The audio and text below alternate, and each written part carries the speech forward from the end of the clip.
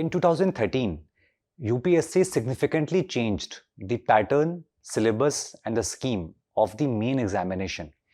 That was the year when one optional paper was removed and two new GS papers were added. Not only that, certain new topics were also added in the syllabus. One of those new topics I present before you, and that is comparison of Indian constitutional scheme with that of other countries. In my view, this is one of the most interesting topic of polity and governance. A similar topic we have in the syllabus of public administration by the name comparative public administration, wherein we compare the Indian administration with that of other countries. From this particular topic, UPSC has asked some very interesting questions. We will look at some of these questions today in this session. Hello, my name is Dr. Vivek Kaushik and I am a faculty for the optional public administration at Vajiram and Ravi here in Delhi. Let us look at some of those questions which UPSC has asked so far from these topics. This is one question which UPSC has asked. The question talks about the judicial systems in India and UK. It says these systems seem to be converging as well as diverging in recent times. So what are these key points of convergence? That means similarities. And what are the differences between Indian judicial system and the British judicial system? Second question from this topic is Indian Prime Minister is more empowered than his British counterpart in the Westminster model of democracy. That means we know that Indian parliamentary system has been taken or is modeled on the lines of the British Westminster system. However, the powers of the Indian Prime Minister are greater than the powers of the British Prime Minister. And one more question from this topic, and by the way, I am showing only the questions where UPSC examiner is comparing, contrasting India with Britain. Similar questions have been asked on comparison of India with America, India with France. Third question, which UPSC has already asked, is compare and contrast the British and Indian approaches to parliamentary sovereignty.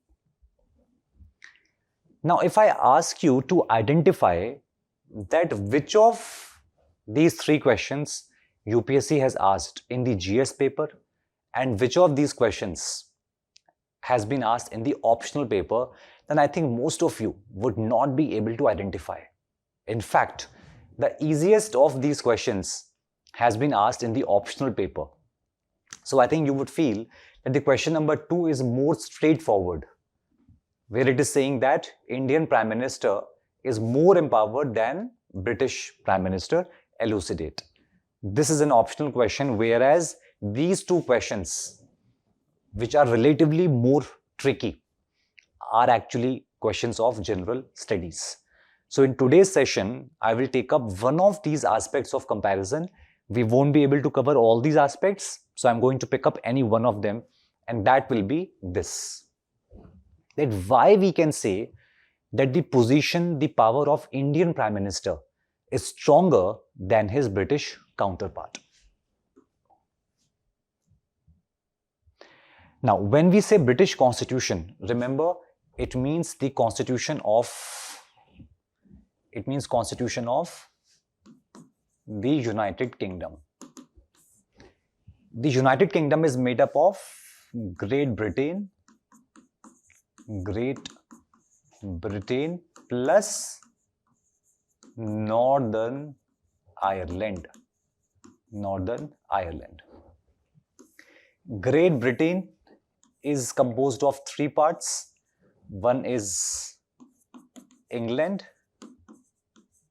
second is Wales, and third is Scotland. So when we say British Constitution, we are referring to the Constitution of the United Kingdom. Okay. So coming to the comparison of the position, the powers of Indian Prime Minister vis-a-vis his British counterpart, that is British Prime Minister.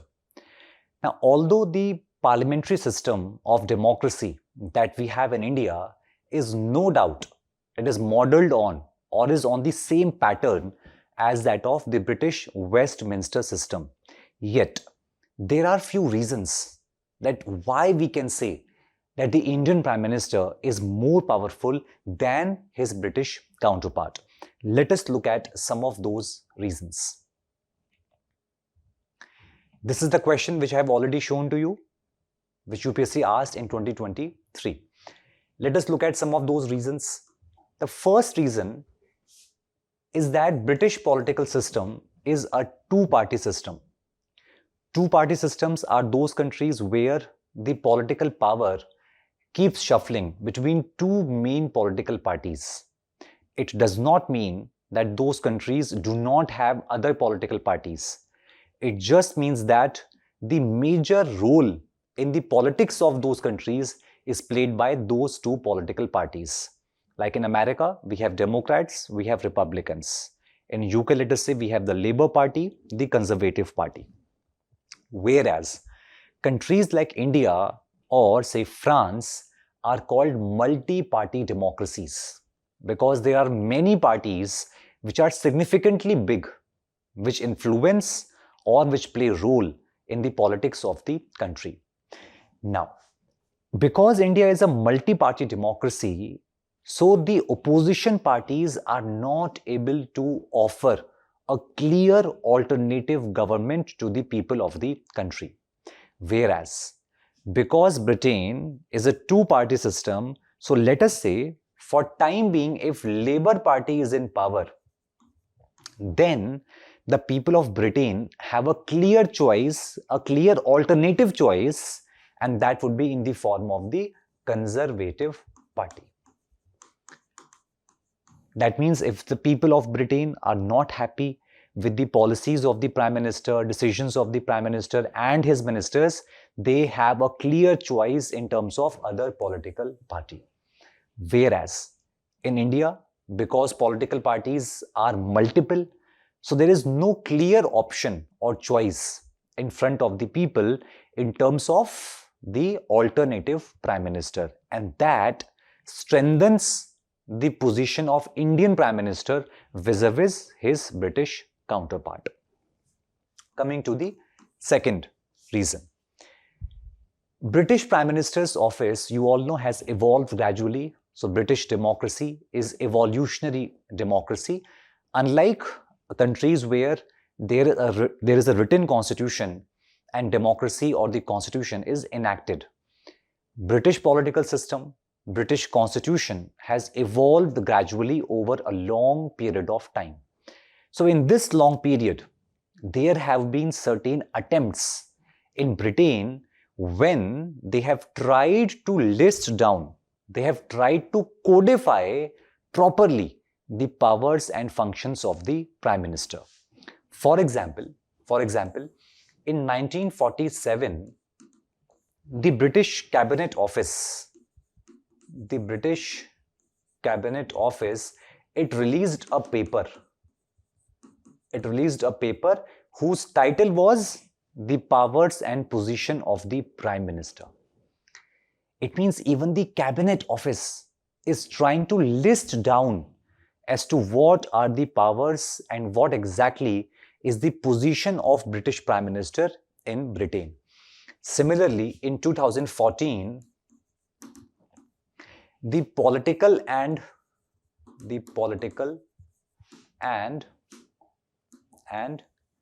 constitutional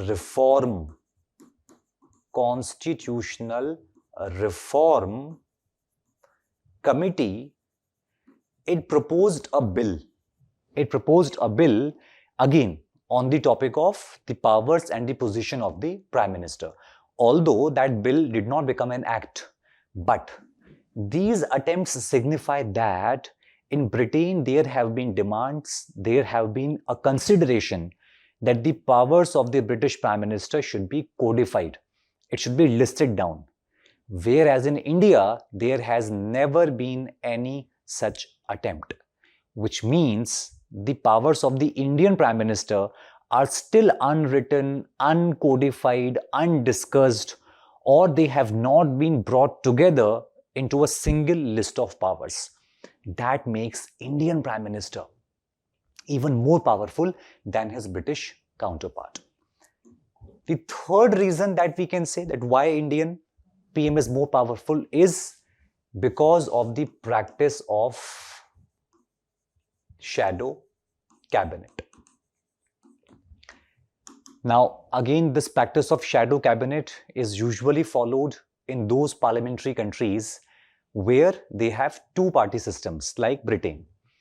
So one party which is in power has its ruling government, its ministers, the PM and his list of ministers.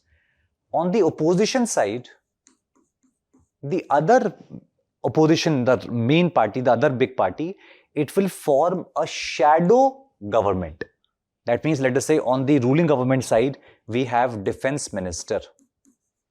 Then the opposition party will make its own shadow defense minister. Shadow defense minister. Same way, let us say here, if we have an interior minister, which in India is called as home minister, in some countries it is called as interior minister. Here it will have a shadow interior minister. Now these shadow ministers, they will keep a close watch, a close eye over the activities of respective ministries.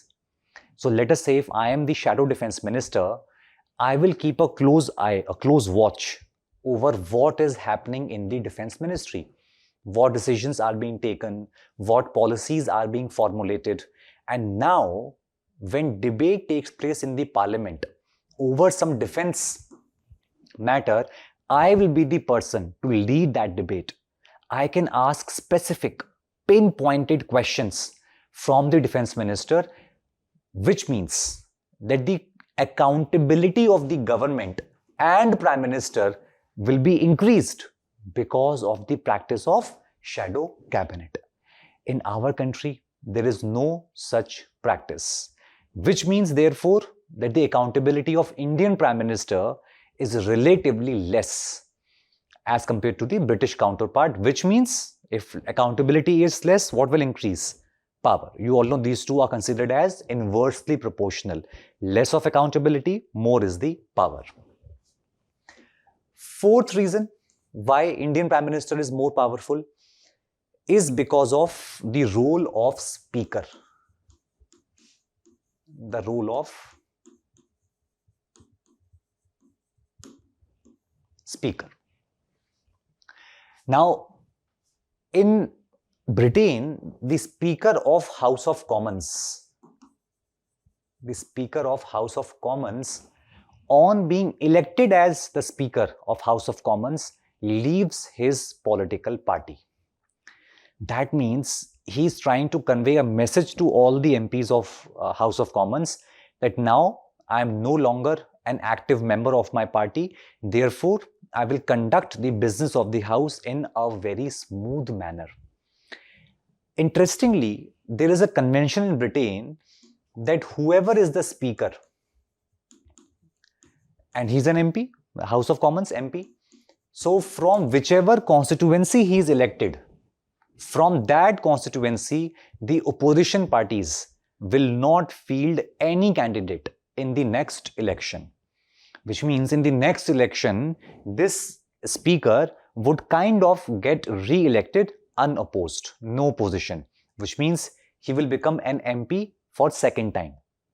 Now, if this speaker is ready to become an MP for second time, then a voting is held without a secret ballot, by open ballot, and the same speaker is re-elected as the Speaker of House of Commons. In fact, we have a very interesting convention around this election. So you all know that when House of Commons elections take place, lower house, like we just had elections of Lok Sabha. So when the British people elect their 650 MPs, Then one of the next task is to elect the new speaker. So now what happens is that in British Parliament,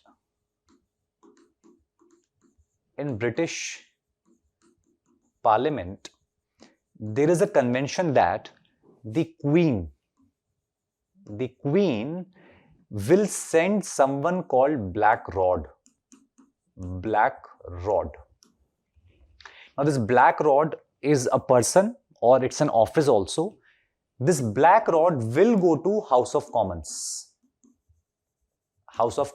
on behalf of Queen with a message that the Queen has asked the House of Commons to elect your new speaker. So this Black Rod will go to House of Commons, and as a convention, it's a very interesting convention. As the Black Rod, this person is going to reach the door of the House of Commons, the door will be slammed on his face. The door will be slammed on the face. Now, this person, Black Rod, will then knock on the door. On the first knock, the door will not be opened. So the convention says that this is just to symbolize the authority of House of Commons. That the House of Commons is asserting its authority in front of the king or the queen, and therefore on the first knock, the door of the House of Commons will not be opened. So this Black Rod will then knock second time and third time. So knock, knock, knock. After 3 knocks, the House of Commons will open the door. And then the MPs of House of Commons, they will be escorted by the Black Rod to the House of Lords. So remember that in our country also, whenever we have new Lok Sabha, immediately after that we have a joint sitting of both MPs of both the houses, and the president gives a joint address. Same thing they have in Britain, but in Britain, the MPs of House of Commons have to go to the House of Lords to listen to the speech. So this Black Rod will then escort the House of Commons MPs. They will go after him and they will go to House of Lords. Interestingly, the House of Commons will elect the same person as MP as Speaker. And there is another convention that this MP will pretend as if he does not want to be the Speaker again. So he will be reluctant. He will say, no, I don't want to be the Speaker. So the MPs of House of Commons have to drag this MP and take him to the seat of Speaker. Literally. It's not on the lighter side. They have to actually hold his maybe suit, hold his tie and drag him to Speaker's chair so that to request him to once again become Speaker. Now, why this convention?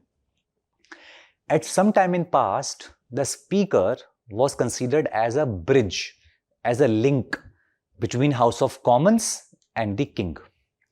So if House of Commons has to convey any message to the King, this would be conveyed by the Speaker.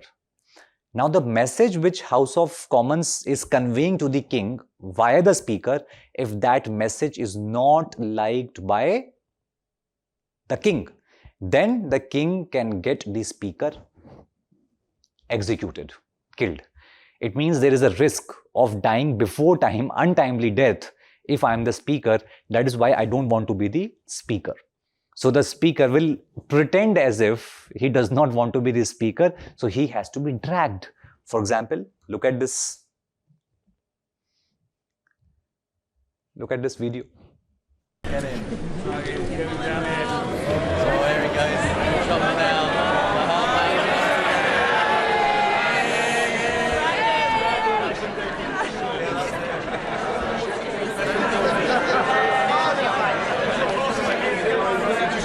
I now call the Prime Minister, Sir Keir Starmer. In fact, they have a similar convention even in the Canadian Parliament. Have a look at this video.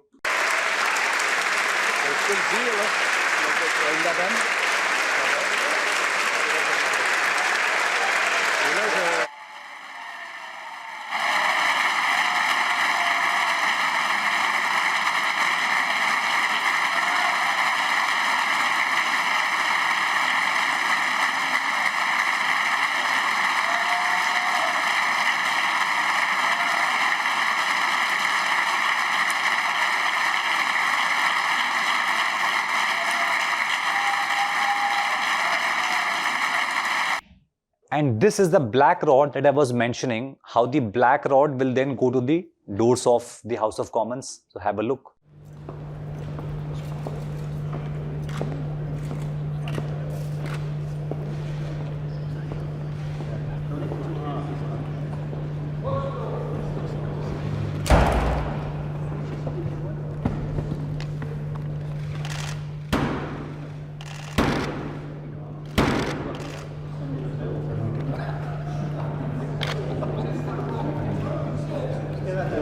Can you do it again?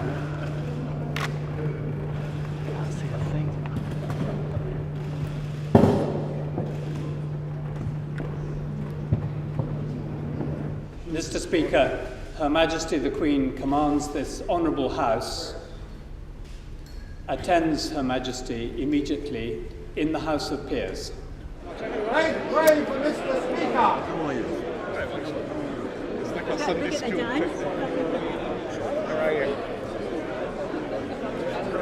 are you? Hello, Eric. Are you okay?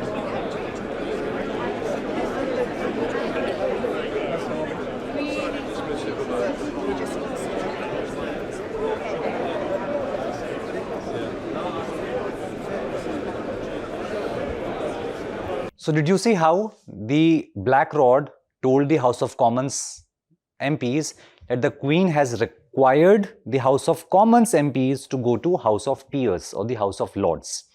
Now, as a convention, I told you, the Queen will also go to the House of Lords to give her first session after the election of House of Commons. Look at this.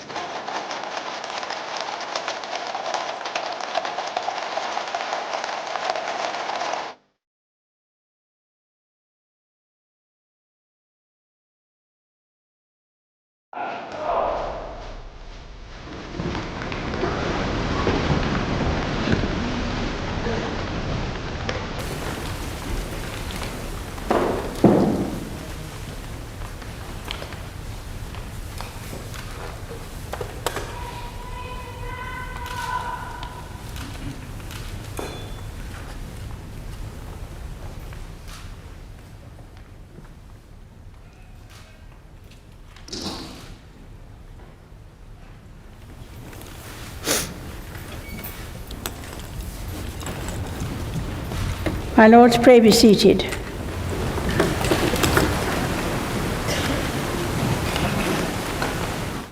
So you saw how the House of Commons MPs are arriving in the chamber of House of Lords.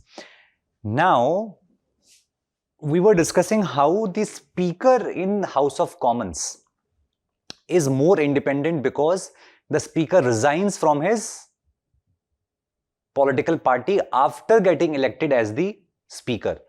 In India, unfortunately, this convention is not practiced, which means the Speaker of Lok Sabha is still an active member of his political party, let's say Mr. Om Birla. That means that the Prime Minister is likely to have more influence on the decisions of the Speaker in the conduct of the business of the House. We all know the controversy regarding the Aadhaar bill, how the Speaker of Lok Sabha at that time, Madam Sumitra Mahajan, gave it a certificate of money bill under Article 110, Clause 3 of the Indian Constitution. So the Indian Prime Minister, that is why, has more powers than his British counterpart. So I think we have seen 5 reasons so far. The sixth reason is the accountability of Indian Prime Minister may not be ensured because the PM may not go to the Parliament to answer the questions of the MPs. Whereas in British Parliament, they have a question hour called Prime Minister's Question Hour. So every Wednesday, for half an hour, the Prime Minister has to go to the House of Commons to answer the questions of the parliamentarians. It means the British Prime Minister is more accountable to the British Parliament as compared to Indian Prime Minister, and that again enhances the position of the Indian Prime Minister. Seventh reason we can say is that Britain also has a practice of holding referendums. That means on important public matters on which public opinion is important, rather than British Prime Minister taking a decision, they prefer to hold a referendum. That again limits the powers of British Prime Minister. Such a practice is absent in India. And the last eighth reason we can say is that Britain is much older democracy as compared to India, which means the powers and position of British Prime Minister is much more discussed, well established as compared to the position, the powers of Indian Prime Minister, which we can say is more nascent relative to the British Constitution. So the position, the powers of Indian Prime Minister are still in the evolving stage, and that again makes Indian Prime Minister more powerful. These 7-8 points make it clear that Indian Prime Minister is more powerful than the British counterpart. Now, in answer to that question which you saw, even if out of 8 points you had written 5, maybe 4 points, right? That would have given you much better score than your competitors. I hope this topic is clear and you can see that how the subject of public administration can significantly help you even in your general studies preparation. We are launching a new batch for public administration on 6th of October, 11 a.m. I am Dr. Vivek Kaushik. I will be faculty for optional public administration. For more details, please contact Vajiram and Ravi or scan the QR code below. We also include extensive answer writing practice. In fact, I myself take one full 2-hour discussion on answer writing tips and techniques. So answer writing is a part of the classroom program. You will be given study material and the entire syllabus will be covered in a detailed manner. So hoping to see you in the batch. Until then, take care. Bye-bye.